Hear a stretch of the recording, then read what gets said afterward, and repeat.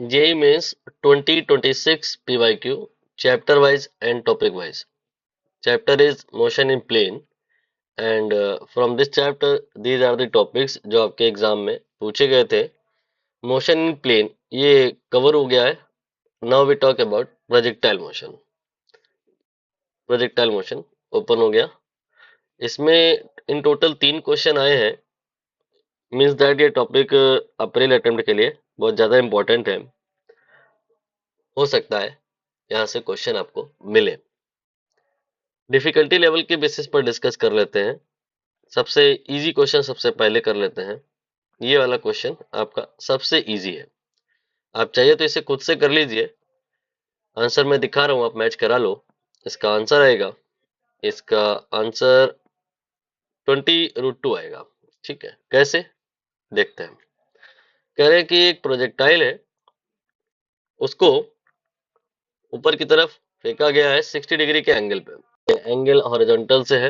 Diagram बना लेते हैं, हालांकि बना हुआ है. ये एक हॉरिजॉन्टल प्लेन है.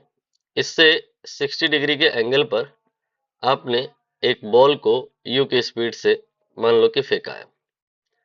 तो इसका जो पाथ होगा वो मैंने बना दिया है. बात कर रहे हैं किसी ऐसी जगह पे आगे चल के जहां पे एंगल 45 हो गया है. मान लेते हैं पॉइंट बी पर एंगल 45 हो गया है. तो इस जगह पे इन्होंने कहा कि जो स्पीड है वो 20 मीटर पर सेकेंड है, एंड एंगल जो है फ्रॉम हॉरिजॉन्टल ये आपका 45 है. तो बताना यह है कि इनिशियल स्पीड कितनी होगी. तो आप यहाँ पे क्या करोगे कि बोलोगे सर एक्सेलरेशन जो होता है ग्रेविटी की वजह से वो वर्टिकल डाउनवर्ड डायरेक्शन में होता है. इसका मतलब यहाँ पे जो ए वाई है वो जी के बराबर होगा, और ए एक्स जो होगा वो 0 के बराबर होगा. एक्स डायरेक्शन में कोई एक्सेलरेशन नहीं है.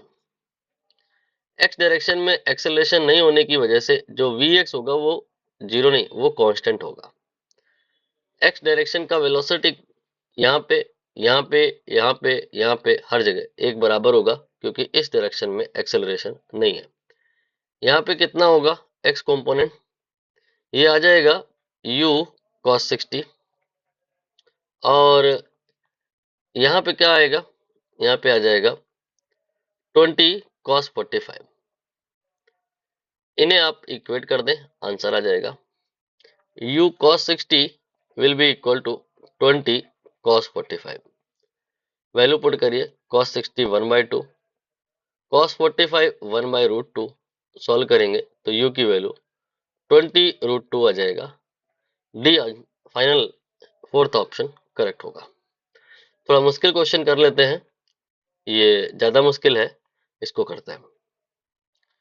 यहाँ पे क्या है कि एक प्रोजेक्टाइल है 60 डिग्री के एंगल पे इसको आपने फेंका है. इनिशियली इसका स्पीड मान लो u है, तो काइनेटिक एनर्जी मान लो k है. लेकिन जब ये ऊपर जाएगा तो इसका स्पीड कम होता जाएगा, काइनेटिक एनर्जी कम होता जाएगा, b पे काइनेटिक एनर्जी मिनिमम होगा. और जब ये रिटर्न होगा तो काइनेटिक एनर्जी बढ़ेगा, c पर अगेन उतनी होगा जितना a पे होगा. तो कह रहे हैं कि बताओ रेशियो किसका, difference in kinetic energy energies point B and C. B और सी पे काइनेटिक एनर्जी जो है उसका पहले डिफरेंस निकालो और फिर रेशियो निकालो इसका किससे, kinetic energy at point A.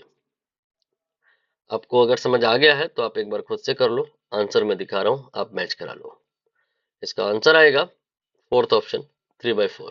कैसे आएगा देख लेते हैं. ये मैंने प्रोजेक्टाइल मोशन की ट्रेजेक्टरी बना दी. ये हॉरिजॉन्टल प्लेन हो गया.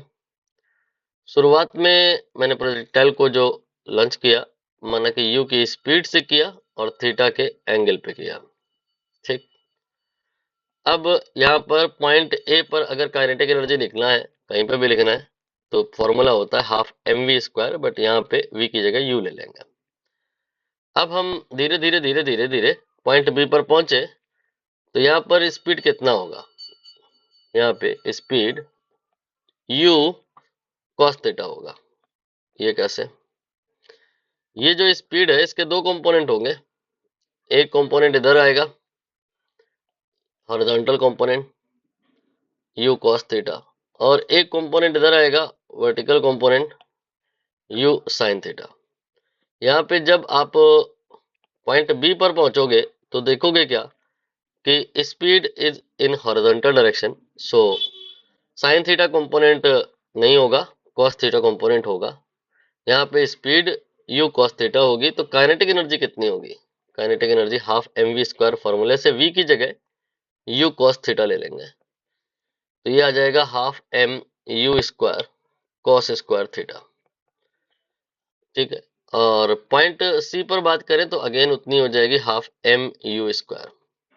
ठीक, अब आप यहाँ पर kinetic energy at point B and C का डिफरेंस निकालें, यानी डेल्टा के निकालें, के सी में से के बी को माइनस करें, तो हाफ mu² में से मैंने half mu² cos square theta minus किया, कॉमन ले लेंगे हाफ mu², तो 1 माइनस कॉस स्क्वायर थीटा बच जाएगा, और 1 माइनस कॉस स्क्वायर थीटा ये साइन स्क्वायर थीटा होता है।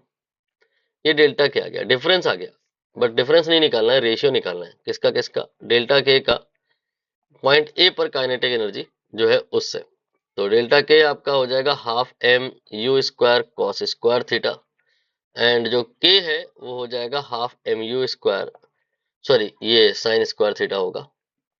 तो यहाँ से finally sine square theta we can say will be the answer. Theta put करना है वो आप कर लो, थीटा दिया है 60, तो साइन स्क्वायर 60 इस क्वेश्चन का आंसर हो जाएगा। साइन 60 √3/2 का स्क्वायर 3/4 इस क्वेश्चन का आंसर हो जाएगा। ठीक बात है। चलिए एक और क्वेश्चन है, ये थोड़ा मुश्किल है।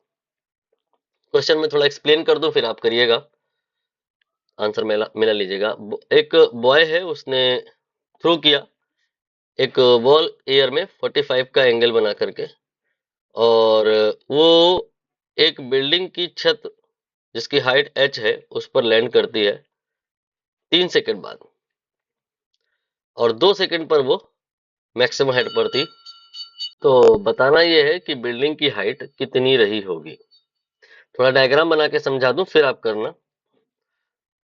ये मान लेते हैं कि एक प्रोजेक्टाइल मोशन है, इसको आपने u की स्पीड से थ्रो किया है, थीटा आपका यहाँ पर इनिशियल एंगल है, और इसके बाद में देखते क्या हो कि धीरे धीरे ये बॉल राइज करती है। एक time according to the question t बराबर 2 पर ये मैक्सिमम हाइट पे थी। ठीक, फिर ये नीचे आना स्टार्ट करती है।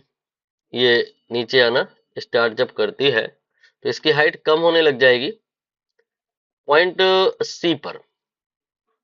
यहाँ पर एक हमें h हाइट की बिल्डिंग एज्यूम करनी है। ये एक बिल्डिंग है, ये बॉल इस बिल्डिंग की छत पे जाके लैंड हो गई। कब? t बराबर 3 पे। ये है क्वेश्चन। t बराबर 0 पर u की स्पीड से थीटा के एंगल पर बॉल को आपने फेंका, t बराबर 2 पर वो पॉइंट b पर थी, मैक्सिमम हाइट पे थी, t बराबर 3 पर बिल्डिंग जिसकी हाइट h है उसकी छत पे थी। तो बताओ h कितना होगा? ऑप्शन आपके पास है, आप चाहिए तो कर लीजिए, मैं आंसर दिखा रहा हूँ, आप मैच करा लो। इसका आंसर आएगा ये 4 यानी कि 15 मीटर। कैसे देखिएगा, यहाँ पर आपको हाइट और टाइम h और t रिलेट करना है, due to that vertical motion, vertical component of the projectile से मतलब रखना होगा।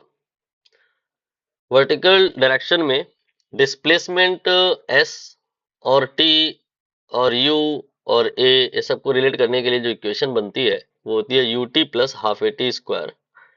में s की जगह आप h लोगे, u की जगह uy लोगे, t लोगे, और a की जगह -10 लोगे, एक्सेलरेशन ड्यू टू ग्रेविटी। तो फाइनली वर्टिकल डायरेक्शन में h और t को रिलेट करने वाली इक्वेशन ये आपकी स्क्रीन पे है। अब आप यहाँ पर अगर t रखते जाओ तो h निकल आएगा। t यहाँ पर 3 है, अगर हम रखेंगे तो h आ जाएगा।